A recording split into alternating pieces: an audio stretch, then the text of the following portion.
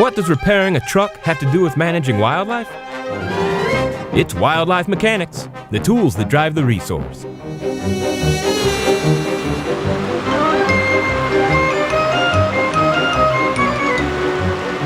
Hey, you guys, I wouldn't worry about fishing there. There aren't any fish. Fish and Game doesn't know how to manage that river.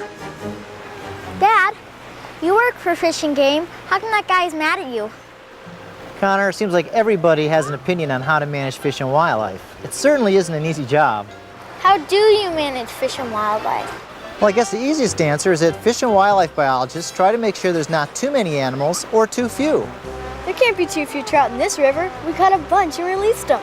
You're right, Katie, there's plenty of trout in this river. I think our fisherman friend just had a bad day. I've had plenty of those myself. It's the salmon I'm worried about. There's a lot fewer salmon here than there used to be. Hey, I got an idea. We're doing some research on salmon right up the road. Why don't we go take a look? Oh, research, yuck. Research sounds boring. I want to see a bunch of geeks in white coats looking through microscopes. Can't we just stay here and catch another big trout, Mr. March? Come with me and I'll show you some of the biggest fish you'll ever see. And I'll show you that research can be really exciting.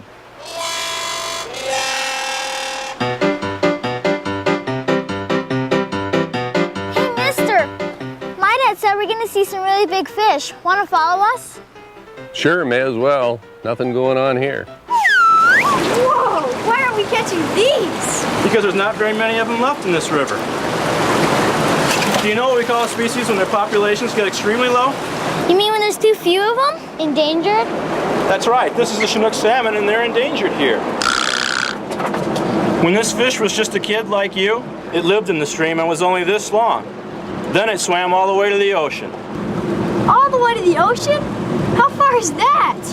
900 miles. That's right. It would be like driving from Chicago to New Orleans or from Seattle to San Francisco. Do you think you could swim that far? No way.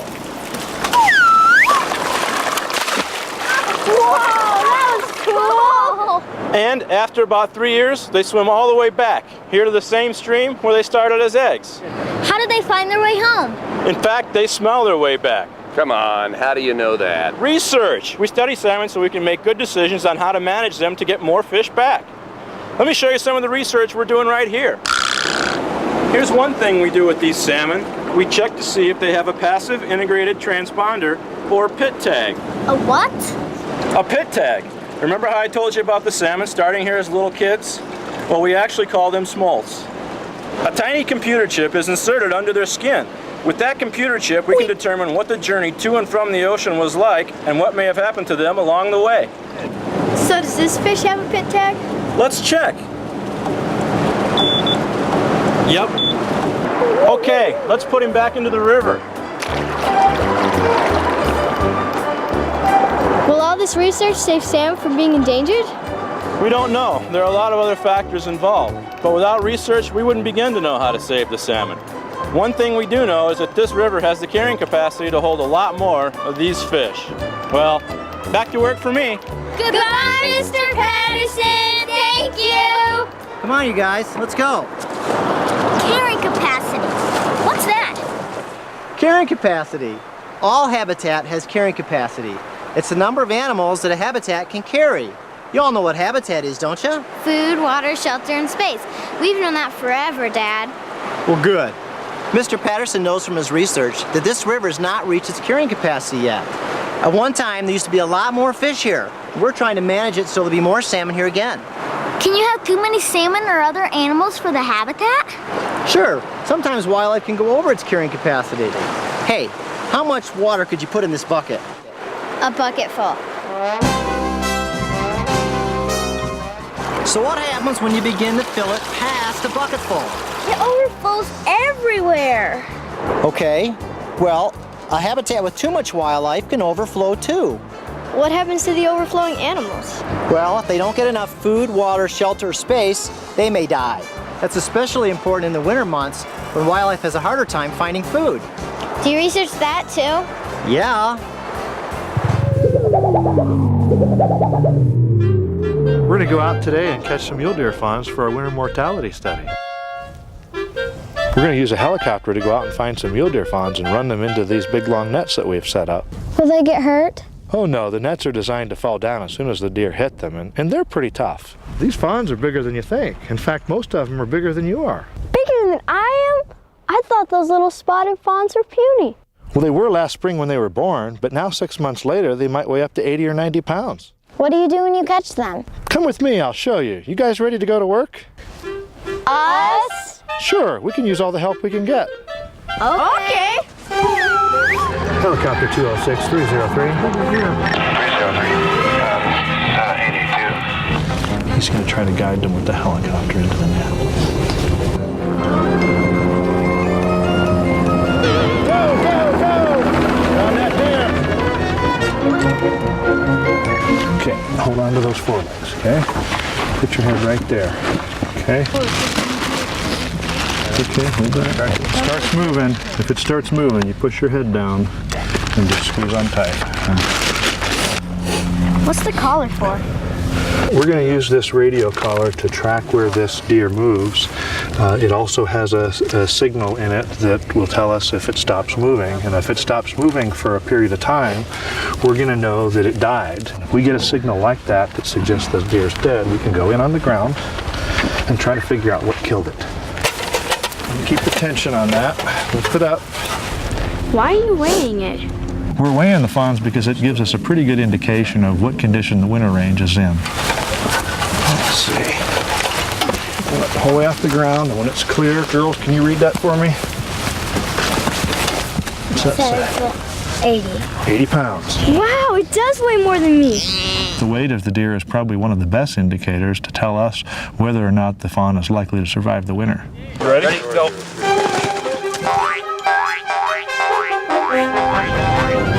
Helicopter, we're ready for more. More deer! More deer! Everybody down! Here they come.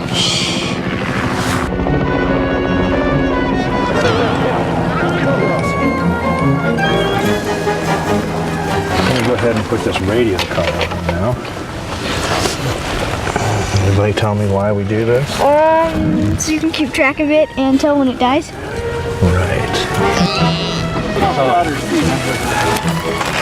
They're huge and very strong.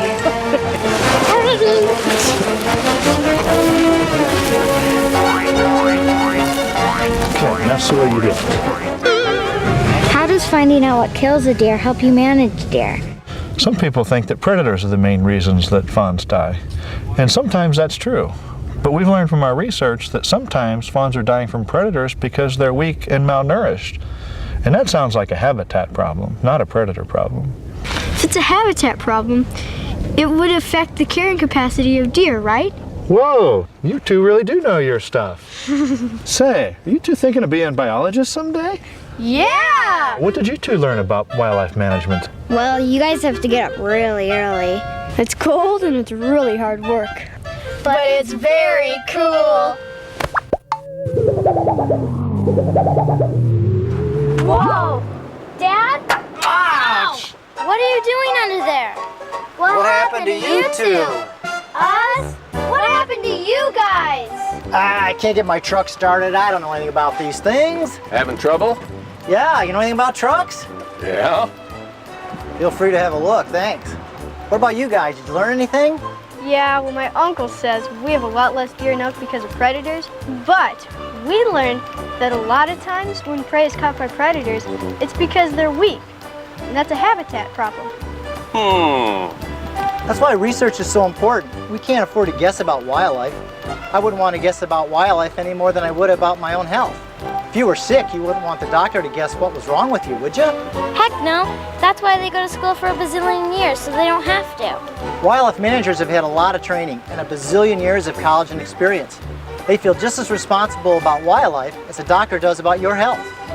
So with all this research going on, wildlife management must be pretty easy, right? Research is never easy, as you discovered with the mule deer. But science isn't the hardest part anymore. It's people. I've got a few tools along. I think I can fix this. Great. What do you mean, people? Well, for one thing, we have a lot more people than we used to, and that's going to affect habitat. As human populations grow, they replace wildlife habitat with human habitat. We need habitat for both wildlife and humans, but somehow we have to find a balance. Can you research that too? What do you think? Ew! That stinks! Stink is good. That's what brings the bears in. Bears? That's right. You guys are gonna help us set a trap for one.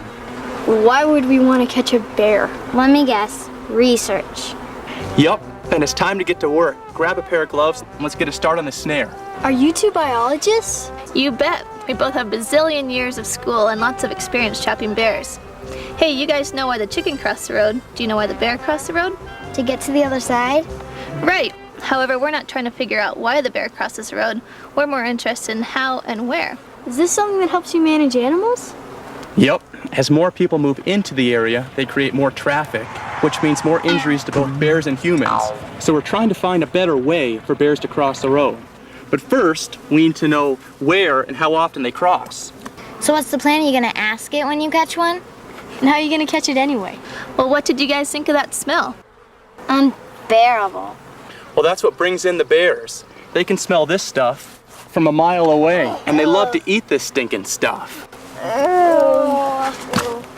And they'll come down our path to get to the goods. They'll step on our snare, and boom, we've got them. And then you're going to ask it where it crosses the road. No, we're going to use a GPS, or global positioning system.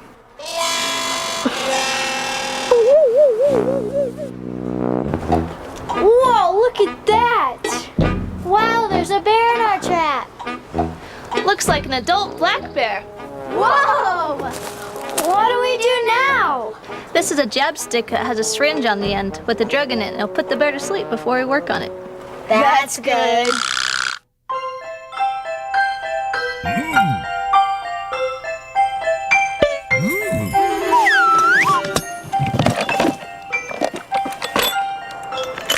What's that for? This is a tooth extractor, What would you want a tooth for? so we can get an estimate of the bear's age. Did you know that inside the bear's tooth are rings, just like a tree? I'm glad it's asleep. Whoa, that collar's a lot different than the one we put on the mule deer fawns. It is different. It's a GPS collar. The highway department has built some special trails under the highway so that bears and other wildlife can more easily cross the road. So bears wearing the GPS collar are tracked by satellites in the sky, and we can learn how often they're using these special trails. Will this help keep bears and people safer? We hope so. That's why we're doing this research project.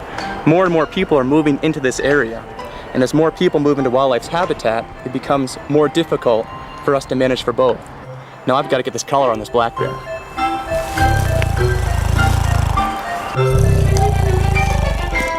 Hey girls, it's time for you two to get out of here. Why, is the bear gonna wake up soon? He sure is. Oh no. Here we go again. Whoa! What happened to you two? We had a great adventure. And we know we had more fun than you did. Did you get the car started yet, Dad? Not yet, but I think we're in luck. Mr. Crank here's a mechanic. So what'd you learn this time? Well, we found out that wildlife management isn't always about bringing populations back. Where we were, black bears were doing great. They had a healthy population. So what was the problem? Although the research says that there's plenty of room for black bears, many people actually think that there are too many bears. That's what I mean when I say that science isn't the hardest part about wildlife management anymore. Sometimes, no matter how good the research, not everybody can agree about the best way to manage wildlife. But you guys are the experts, not them. I know, but managing wildlife, it isn't fair or easy, but then either is working on a car.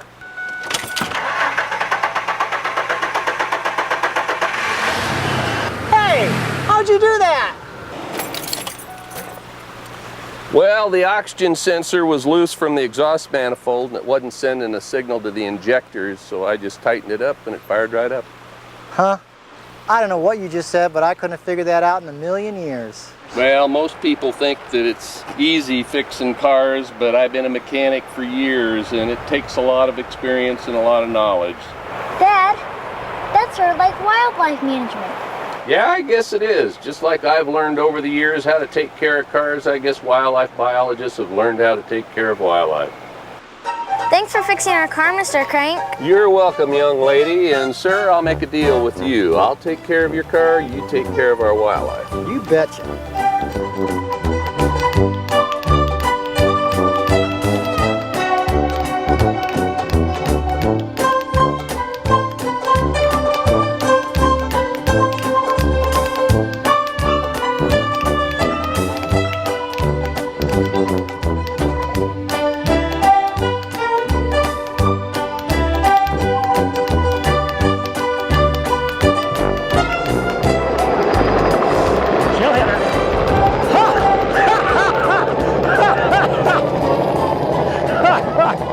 That's what I mean when I say that sometimes science isn't the hardest thing about wildlife management anymore.